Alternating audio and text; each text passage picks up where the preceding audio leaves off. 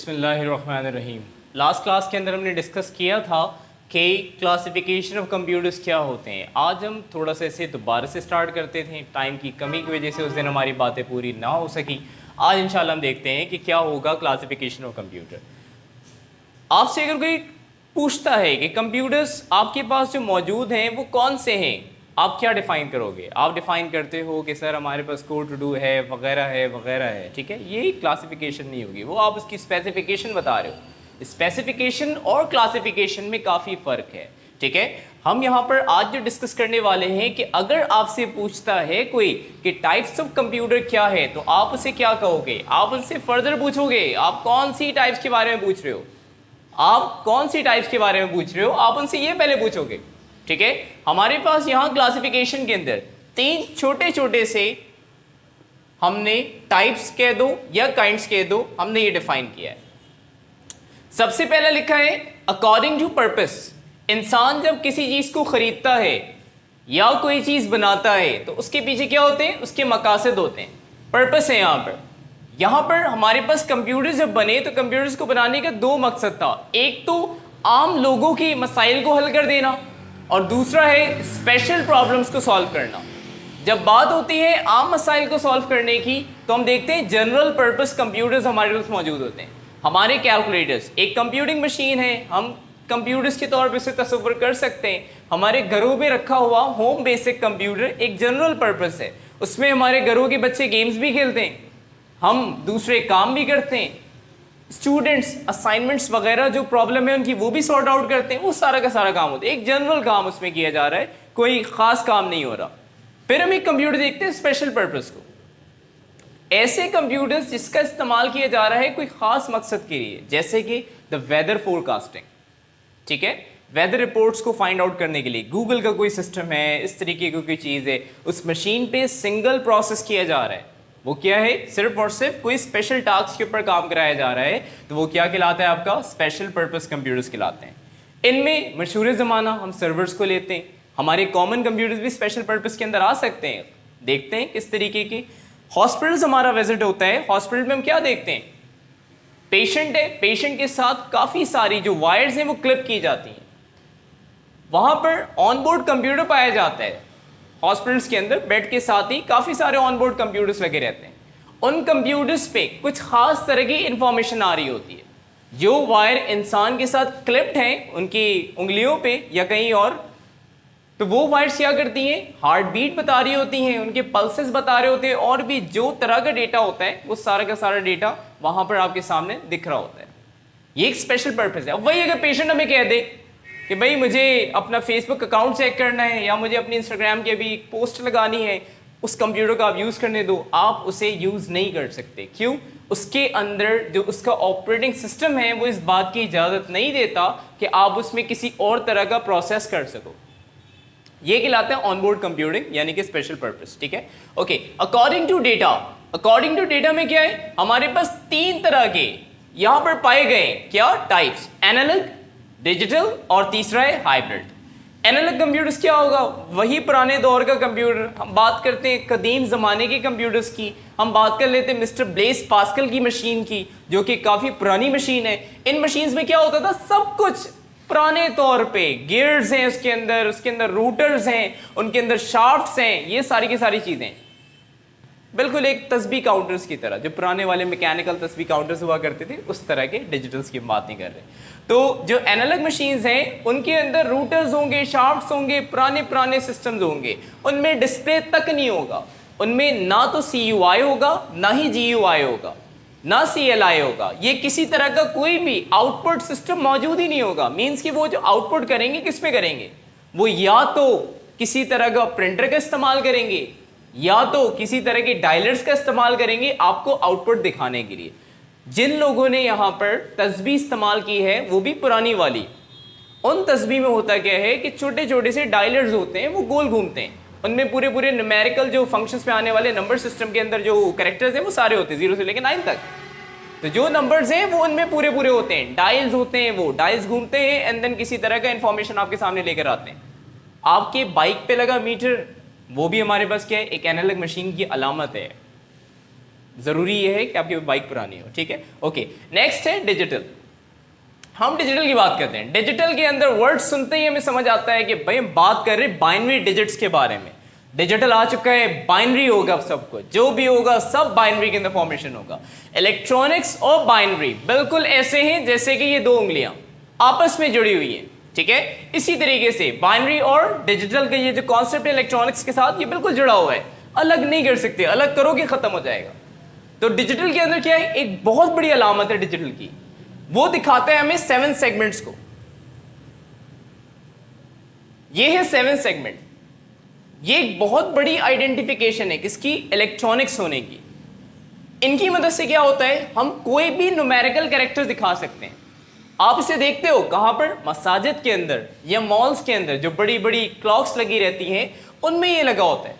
इनकी मदद से आपका टाइम बताया जा रहा होता है या दूसरी तरह की इंफॉर्मेशन आप तक दी जा रही होती है, ठीक है। अगर किसी ने यहाँ पर विजिट किया है अपने स्टॉक एक्सचेंज को, तो वहां पर आप जाके देखोगे काफी बड़ी बड़ी स्क्रीन होती है, एंड देन यही 7 सेगमेंट्स लगे होते हैं जिनकी मदद से कोई इंफॉर्मेशन आप तक पहुंचाया जा रहा होता है, ठीक है। ओके, अब मैं अगर इन 7 सेगमेंट्स का इस्तेमाल करते हैं, हम यहां पर बनाना चाहते हैं कोई एक कैरेक्टर, तो वो कैसे बनेगा, अभी हम इसको डिस्कस कर लेते हैं। हमारे सामने ये 7 सेगमेंट किस तरीके से, ये सारे सेगमेंट है, ये जो बार हैं ये सारे के सारे क्या है भाई, सेगमेंट्स कहलाते हैं, ठीक है। इन सेगमेंट की मदद से कोई भी न्यूमेरिकल कैरेक्टर बनाया जा सकता है जो कि 0 से लेकर 9 तक के दरमियान पे आता हो। मुझे अगर यहाँ पर 2 बनाना है, मैं क्या करूंगा, मैं ज्यादा कुछ नहीं करने वाला, मैं सिर्फ कुछ बार्स को आगे पीछे करूंगा। मुझे अगर यहाँ पर 3 क्रिएट करना है, तो मैं इसे क्या करूंगा, 3 बनाने के लिए मुझे सिर्फ और सिर्फ कुछ बार्स को यहाँ पर चेंज करना है या हटा देना है। यहाँ पर हमारे पास 3 का कैरेक्टर काउंट हो चुका है, बन चुका है। लेकिन अभी हमने ये मार्कर्स और उंगलियों की मदद से किया है। यही काम है हम इलेक्ट्रॉनिकल मदरबोर्ड्स की मदद से करते हैं, इलेक्ट्रॉनिकल सर्किट्स की मदद से करते हैं, इलेक्ट्रॉनिकल कंपोनेंट्स की मदद से करते हैं। जब उन तमाम चीजों की मदद से हम किसी कंप्यूटर्स को बनाएं, किसी कंप्यूटर्स को चलाएं, तो वो मशीन्स डिजिटल कहलाती हैं। और डिजिटल होने की एक बहुत बड़ी अलामत जो आपने फिजिक्स के अंदर पढ़ा होगा वो क्या है, डायोड्स। मैट्रिक क्लासेस के अंदर या अभी भी फिजिक्स में शायद पढ़ रहे होगे, तो वहां पर क्या है भाई, डिजिटल का वर्ड उस वक्त शुरू होता है जब हमारे पास कॉन्सेप्ट आता है डायोड्स का। डायोड्स ही एक ऐसा कंपोनेंट है जो किसी मशीन को डिजिटल बनाने की हिम्मत रखता है। अगर डायोड्स ना हो, मशीन आपके डिजिटली काम नहीं कर सकती, रेक्टिफिकेशन खत्म हो जाएगी इसके अंदर। ओके, नेक्स्ट है तीसरी टाइप जिससे हम कहते हैं हाइब्रिड। हाइब्रिड का क्या कॉन्सेप्ट है, एक ऐसी मशीन जो कि डिजिटल और एनालॉग दोनों को साथ लेकर चले, डिजिटल कॉन्फ़िगरेशंस के ऊपर भी काम करे और एनालॉग मशीन्स के डेटा के। ऐसी मशीनें क्यों बनाई गई, ऐसी मशीनें बनाई गई क्योंकि इंसान के पास दोनों तरह का डेटा है, वो कंप्यूटर में मौजूदा डेटा भी है और इसके अलावा ह्यूमन की इंडिकेशन वाले भी डेटा उसके पास मौजूद हैं। किस तरीके से, आइए देखते हैं। एक तो ऐसा डेटा है कि हमने पेपर में देखा, हमने इसको टाइप कर दिया, वो हमारे कंप्यूटर तक पहुंच गया बहुत आसानी से। एक डेटा ऐसा है जो हमें टाइप्ड नहीं मिल रहा, हमें एटमॉस्फेयर से मिल रहा है, हमें अपने एनवायरनमेंट से वो हासिल करना है। वो कैसे होगा, मौसम जैसा भी है, हम इस मौसम को कैसे बता पाते हैं कि भाई अभी बारिश होने वाली है। हम यहाँ पर प्रेशर को देखते हैं, एटमॉस्फेरिक प्रेशर अभी क्या है, हवा की स्पीड क्या है, ये सारी चीज़ें हमारी महकमा मौसमियात जो हमारे पास है ये क्या करती है, ये भी कुछ इसी जैसे गेम्स करती है। इनके बाद भी छोटे छोटे इक्विपमेंट्स हैं, वो इक्विपमेंट्स क्या देखते हैं, विंड की क्या स्पीड है, इनकी टरबाइन चलती है, एंड देन विंड का जो मोटर होता है वो डिफाइन करता है हमारे कंप्यूटर्स को कि भाई ये अभी आपके पास विंड की स्पीड चल रही है। फिर एटमॉस्फेरिक प्रेशर गाउज जो होता है वो चला गया, ठीक। ओके, एटमॉस्फेरिक प्रेशर गाउज क्या करता है भाई, वो आपके एरिया में मौजूद जो एटमॉस्फेयर है उन सबों को देखता है, महसूस करता है, मेजर करने के बाद फिर कंप्यूटर्स तक प्रोसीड करता है। फिर कंप्यूटर्स हमें इन सारे के सारे डेटा को मिक्स करने के बाद एक हमें वॉल पे डेटा दिखाता है, इंफॉर्मेशन दिखाता है, जिसमें हम ये देख पाते हैं कि आज हमारे पास बारिश होने के कितने चांसेस हैं। एस्टिमेशन वहां पर यूज की जाती है। ओके, तो हाइब्रिड कंप्यूटर्स क्या होंगे, दो तरह के कॉन्सेप्ट्स को जब मिला दिया जाए तो वो हाइब्रिड बन जाता है। हम अगर बात कर लें दोबारा से हॉस्पिटल्स की, तो कोई बुरा नहीं होगा। हॉस्पिटल्स में क्या होता था, हमने देखा कि भाई पेशेंट है, पेशेंट की उंगलियों में हमने क्या लगाए, क्लिप्स लगाए। इंसान है, इंसान बोल कुछ नहीं रहा, लेकिन उसकी उंगली में लगी जो क्लिप है वो उसके बीपी और जो भी चीजें वो कैप्चर करता है वो तमाम डेटा को उठा के कहाँ लेके जाता है, हमारी स्क्रीन पर दिखाता है उन कंप्यूटर्स की वजह से। ये हाइब्रिड का कॉन्सेप्ट है, ठीक है। ओके, लास्ट हमारे पास आता है इनकी कैटेगरीज के अंदर अकॉर्डिंग टू द साइजेस, ठीक है। साइज के मुताबिक कंप्यूटर्स को भी अलग तरीके से क्लासिफाई किया जाता है। यहां पर है सुपर कंप्यूटर। सुपर कंप्यूटर का मतलब क्या है? एक ऐसी मशीन जो कि बहुत बड़ी हो, बहुत कॉम्प्लेक्स हो, ठीक है, और एक स्पेशल काम करने के लिए बनी हो, हम उन्हें क्या कहते हैं? सुपर कंप्यूटर्स कहते हैं। अगर ये स्पेशल काम ना करें, हम इसको वीडियो गेमिंग के लिए इस्तेमाल करें, पॉसिबल ही नहीं है।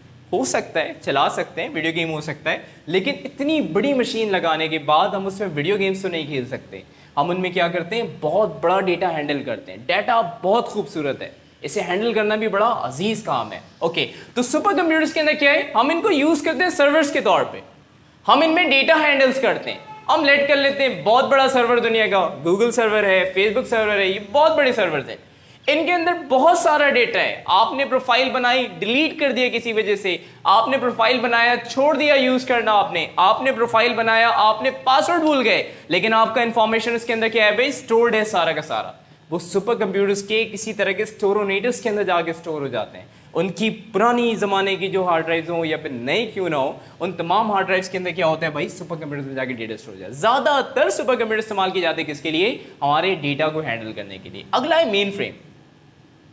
मेन फ्रेम कंप्यूटर्स क्या है? मेन फ्रेम कंप्यूटर्स एक ऐसे कंप्यूटर्स को कहते हैं जो कि एक ही कैबिन के अंदर हम क्या करते हैं? तमाम तरह के हार्ड डिस्क को स्टोर करते हैं एक ही कैबिन में। क्या क्या हो सकता है? पावर सप्लाई यूनिट होगा इसके अंदर, जो कि एक ही कैबिनेट के अंदर होगा, काफी बड़े साइज पे, एक रेफ्रिजरेटर का साइज इसका होता है मेन फ्रेम का।